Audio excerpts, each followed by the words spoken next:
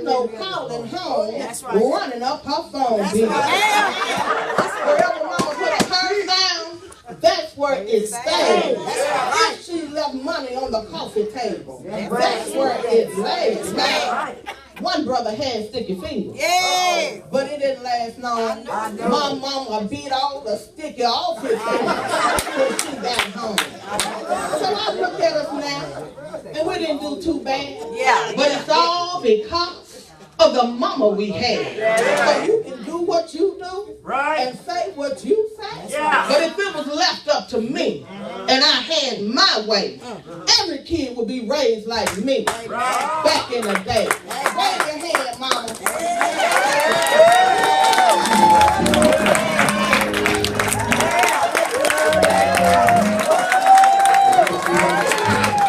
But even being raised like that didn't stop me from getting into drug addiction. See, I started doing drugs at an early age.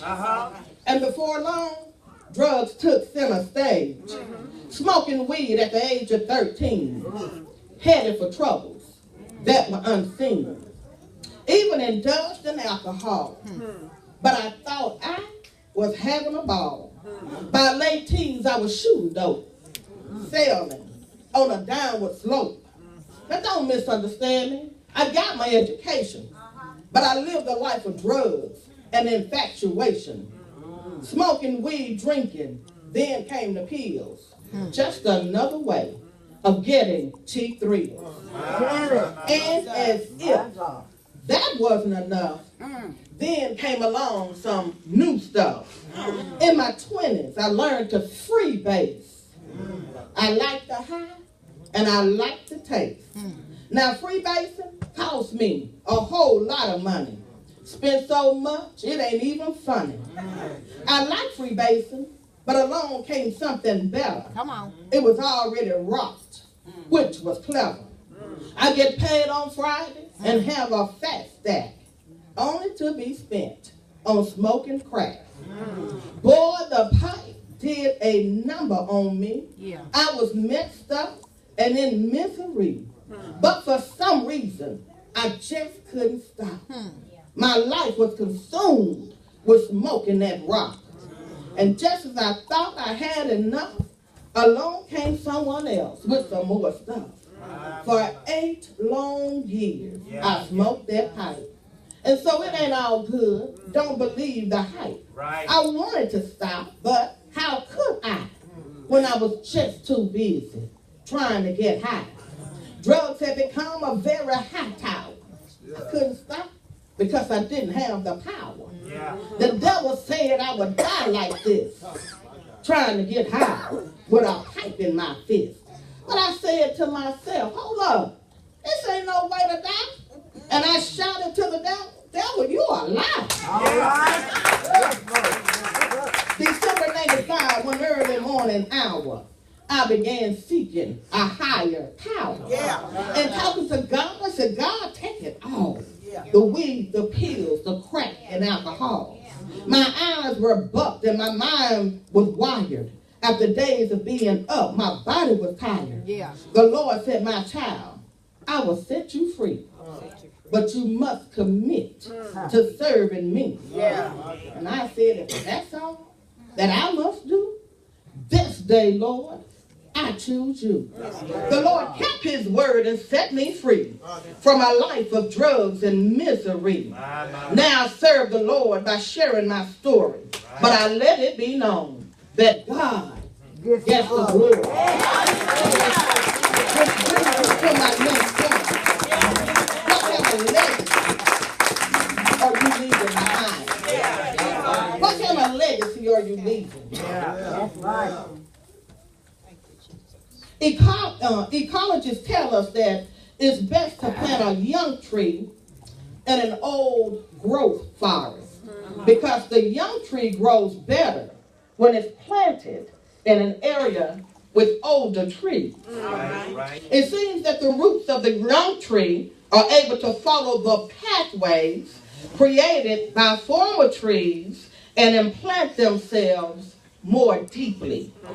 It is said that over time, the roots of many trees may actually graft themselves into one another, creating an intricate, interdependent foundation hidden underground.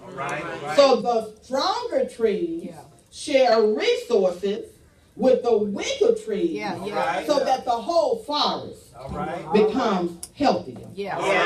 So what did I tell you about trees? Because when we look at our family and the legacies that they've left behind, we began to research our family trees. And my grandmother, Emma Grant, didn't get an opportunity to be raised with her. She died when I was 3 years old. But they would tell me stories of my granny, of how she was a woman of faith that believed in God, that trusted God. She was a woman of faith that would be on a job, see a mother come in that needed a job. She would quit her job for that young woman to have a job and go find her another job. And you know what? She never had trouble finding another job. She's a woman of faith because they told me that Granny went to the doctor and had this tumor that they needed to remove. And Granny went home over the weekend and she prayed. And she prayed, and she prayed, and she prayed. And by the time she got to the doctor Monday morning, the tumor was no longer there. So again, I'm asking you, what type of legacy are you leaving? My granny left me a spiritual legacy. And I believe that had it not been for her passing that legacy down to my mother. And my mother making us go to church all day, all night sometimes. We sing in the choir. We had to Bible study. If it was going on at the church, she had us there. But I believe it was that teaching of where I learned about Jesus and the blood. Can I tell you that 32 years later, the same spiritual legacy that my grandmother left is what got me off of drugs? Can I tell you that growing up in church, learning that the blood still works? Amen. I still remember it to this day, sitting on the floor in my bedroom, smoking the pipe. And when the devil told me I was going to die like that, that's when I began calling on the name of Jesus. Because the devil said in one ear, you're going to die like this. But God said in the other ear, I didn't put you here to die like this. Nor to live like this. That's right. They say once you do crack, you never go back. But that's a lie. I don't never smoke crack. I don't have a desire for it. So the thing that I do now, I have a job where I help those that struggle with drug addiction. What kind of legacy are you leaving? I want to leave the same legacy that my grandmother left, that my mama taught me. A spiritual legacy. That when my son gets in trouble, he can know how to call upon the name of Jesus. That when my son needs help making a decision, he'll know that prayer works. Hallelujah.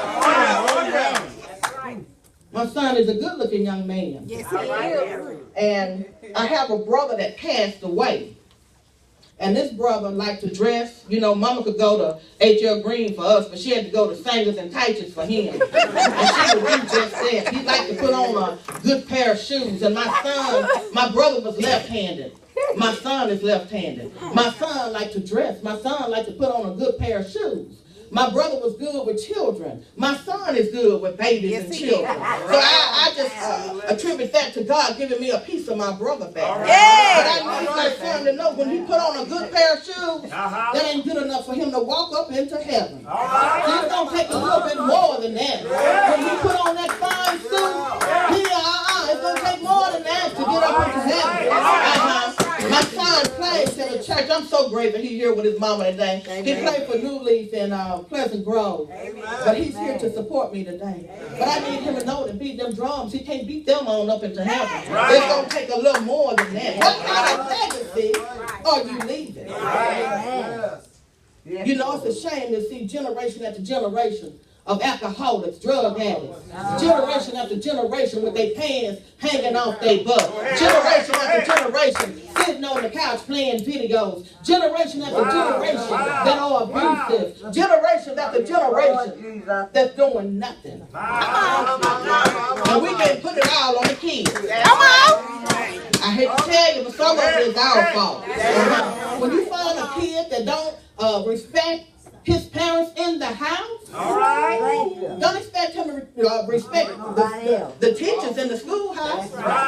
He's not going to respect authority on his job. When did we get scared of our kids? I look up to my son. But now he ain't so tall that mama won't chop him down. He ain't that tall. If I got to get a cast stand skillet, a back, something, hit him in the knee, the neck, something.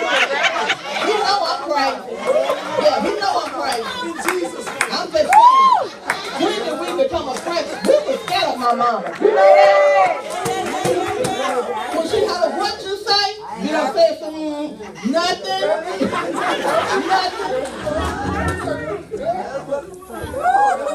You know, we on this thing now, Black Lives Matter. They do. They do. They really do. But we can't be mad because the police shot them down. Well, we haven't taught them to be respectful. We haven't taught them how to go get a job and work.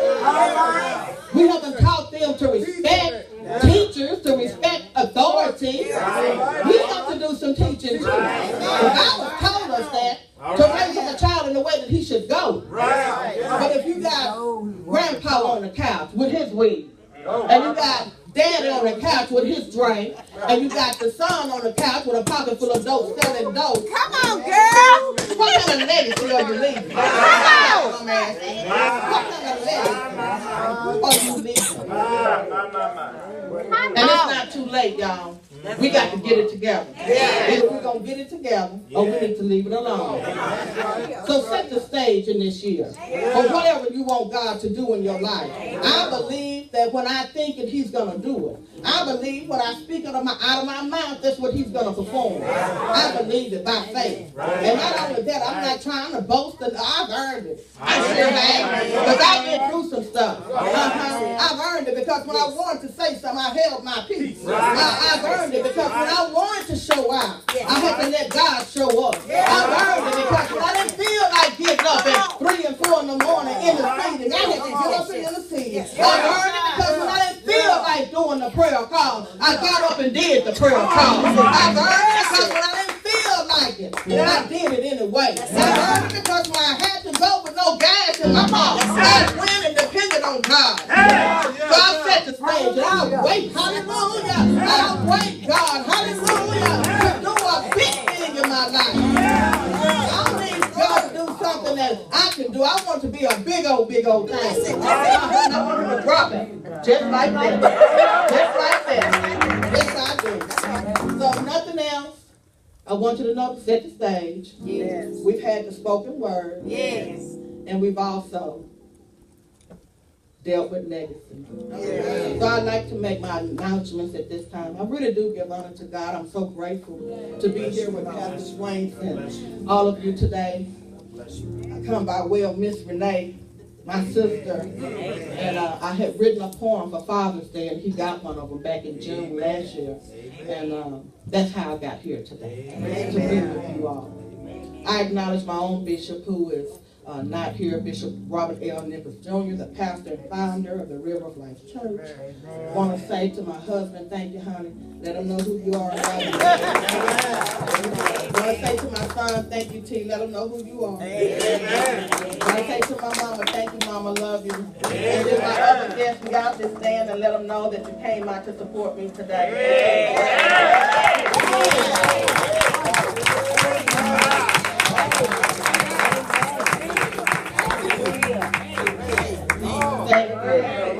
A big old thank you. And I pray that I have said something that will help you. Something that you'll remember this time next year. So start today, sit in that stage, and get your ABCs in order. Your attitude, your behavior, and your conduct. God bless you.